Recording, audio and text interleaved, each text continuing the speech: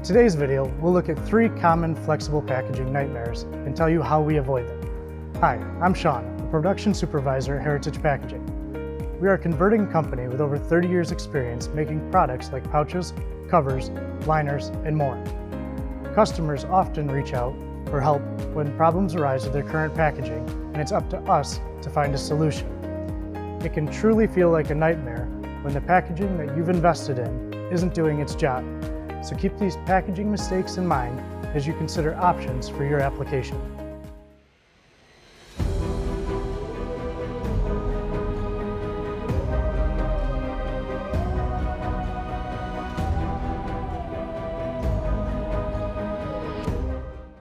If your pouches and bags are leaky or ineffective, you might have a faulty heat seal.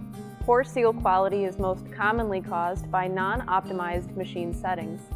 Most flexible films have a set of parameters provided by the raw material supplier that indicate the dwell time, temperature, and pressure that should be applied when making a seal.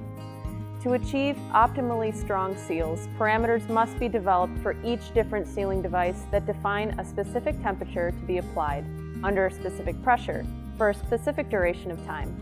We achieve this consistently by using equipment with calibrated controls for temperature, pressure, and time instead of manual equipment like an iron. Poor seal quality can present in many ways due to underheating and overheating. We avoid this by testing parameters. Underheating of the seals can present as missing seals or peelable seals. This defect is commonly caught at the machine when the operator uses a tool called a wand to put pressure on interior seals of the bag. If the wand pokes through during the seal at any point during this wanding process, machine settings are reviewed and modified to ensure seal integrity is achieved. If the seal passes the wanding phase at the machine but still measures under the acceptable threshold for tensile strength, this will be noted during our quality inspection rounds. At Heritage Packaging, the quality inspection rounds occur hourly and are the second line of defense against poor seal quality. During each hourly round, a quality technician takes a sampling of the production parts based on Mill Standard 1916 to complete dimensional, tensile, and burst immersion testing. These tests are early indicators that a seal hasn't reached its maximum capability. Overheating seals, on the other hand, can present as curling seals or burnt seals. These defects are typically caught by our team of experienced professionals who are well-versed in the proper visual aesthetics of a seal. Additionally, our culture of quality is everyone's responsibility ensures that any quality defects are captured and remedied quickly.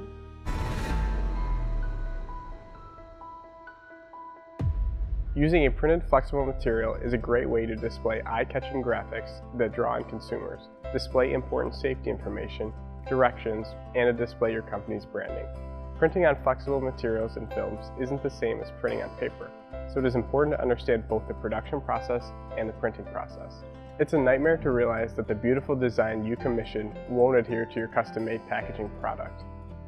For example, some materials are commonly stocked in warehouses until they are ready to be picked and converted.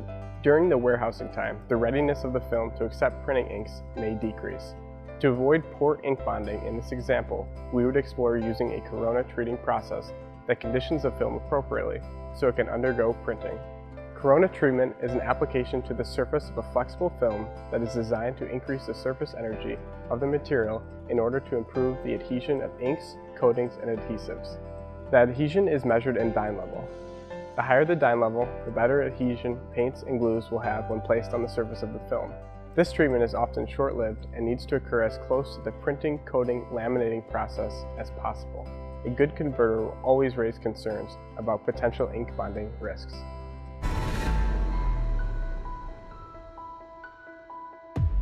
We're frequently asked to fabricate crate liners for expensive assets that need low moisture vapor transmission rates, corrosion protection, and/or low oxygen transmission rates. It's imperative that we ask for detailed information in order to create the best fit with the appropriate level of barrier. We need to know the dimensional details of the asset or inside dimensions of the crate if one's being used, how the assets will be positioned within our cover systems or liners, and the quantity needed and mode of transportation. Having all the information up front is critical to the success of the packaging.